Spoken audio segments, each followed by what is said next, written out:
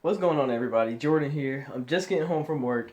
It's 8:30 right now, but I wanted to bring you guys this video on our camera gear. I've been meaning to do this for a long time, so yeah, let's jump into it.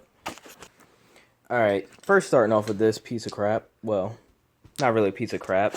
It is a Studio FX gimbal, Steadicam, whatever you want to call it.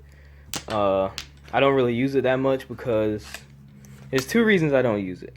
It's hard to use, it's hard to learn how to use, and the mounts on the top right here, if you can see that, the mounts on the top, it's so much to set it up. That's the main reason I don't use it. It's too much work to set it up. It's not worth it. And right here, what we have is what you call a ball head. Now, this is what the camera actually sits on.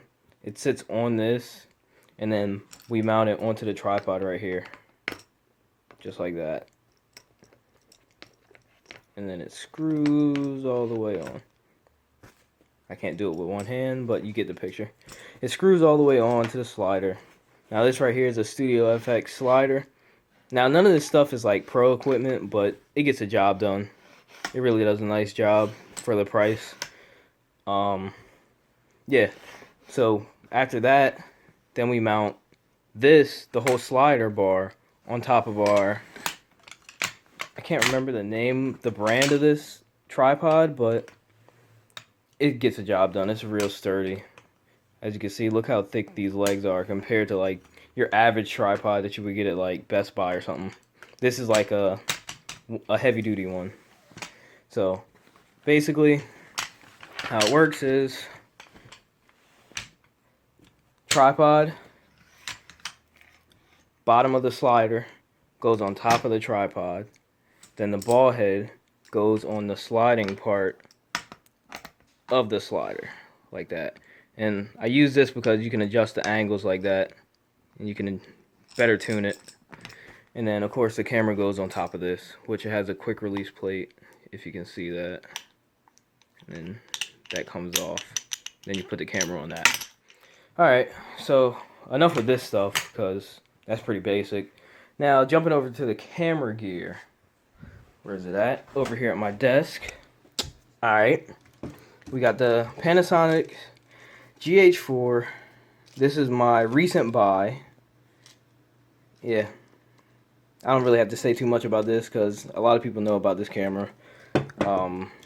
Micro Four Thirds. What else? 4K. The whole jazz. Alright, this is what we previously used to shoot on, Samsung NX2000, all touchscreen, which that's one of the main reasons I got rid of it, because I didn't like that I didn't have that many physical buttons on the side of it. So, yeah. And of course, it only shoots at 1080 at 30 frames per second, so I felt it was time to upgrade the quality of the channel and everything, so I went out and got the Gh4. Got it off Amazon, not too bad. And this is what we use for pictures. Now this is just a T3i, but I really like Canons, specifically for pictures. Yeah, they're good at videos too, but on this specific model, the T3, not the T3i, I'm sorry, the T3, if it will focus, you're gonna focus? Okay, there we go. The T3, it doesn't allow like manual video settings, so that's why I went up and picked this up, which this wasn't that expensive. It was under, I believe it was under 500, I can't remember. But this one, pretty expensive. If you're just starting YouTube, it's an expensive investment. I guess I can show you my computer, what I edit on. Let me get down so you can see it. Yeah. This is too much to go into. If you want to see the specs, you can go to the other channel. I did a video on that already. And did I miss anything? Oh, this is part of the hardware too. This is like what you call a drift time lapse.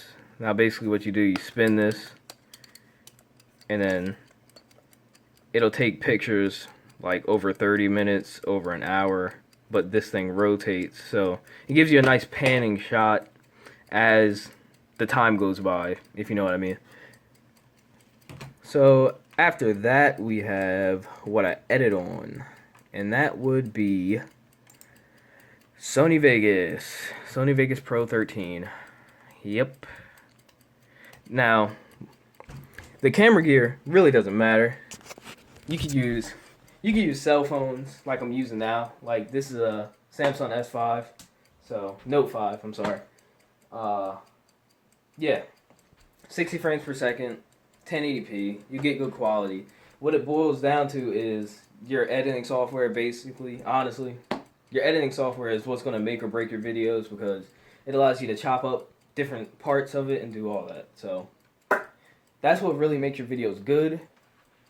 The gear really doesn't matter that much. I mean, it's a factor. You're going to need a tripod if you plan on standing in front of like an audience or your audience, standing in front of a camera. Yeah, you're going to need a tripod. You don't necessarily need a slider, but it's a good investment.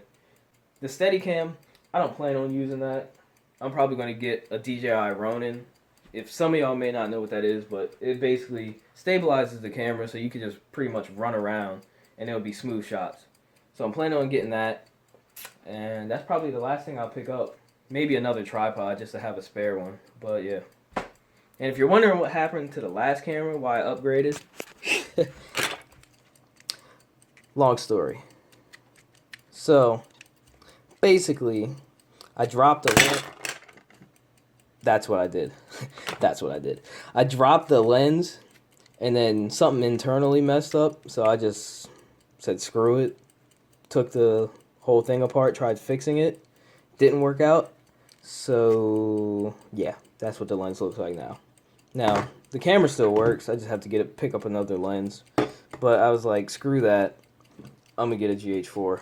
And that's the main reason I have that now. And, yeah. Hope you enjoyed this video, guys.